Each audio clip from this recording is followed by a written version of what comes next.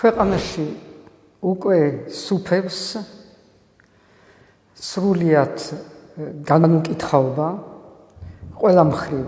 სასამართლოს ხო ხედავთ სასამართლოში რა ხდება და რანაირი სასამართლო არის დღეს საქართველოში, რომელიც აღარ ექვემდებარება არც ერთ სტანდარტს, გარდა იმას, რომ ასრულებს და ბოლომდე ასრულებს ძალაუფლების ყველა მითითებას.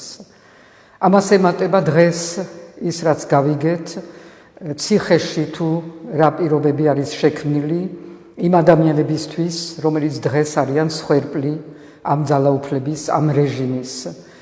გიორგი ბაჩიაშვილის სიტუაცია დღეს არის საგანგაშო.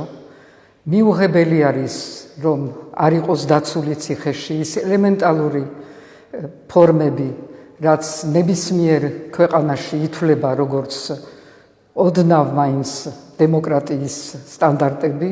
ჩვენ აქ აღარა ვართ.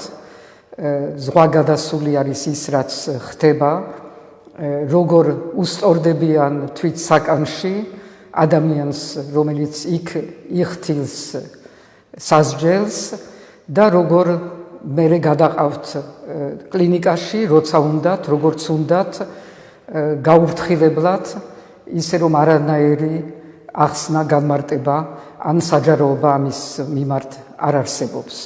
ეს არის დარღვევა ყველა ადამიანის უფლებების.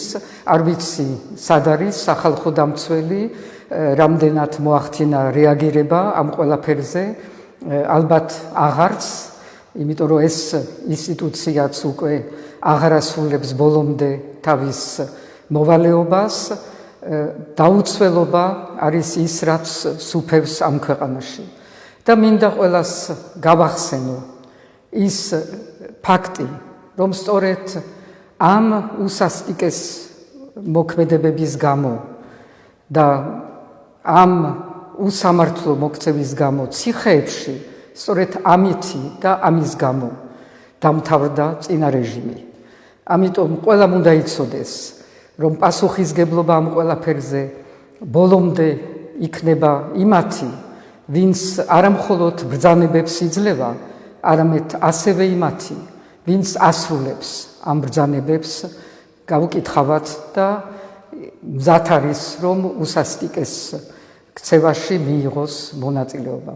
ეს არ არის საქართველო, ეს არ არის ქართული ტრადიციები, ეს არ არის ის სამართალი, რომელსაც ჩვენ საუკუნეების მანძილზე ვაშენებდით და რომელსაც მივყვებოდით.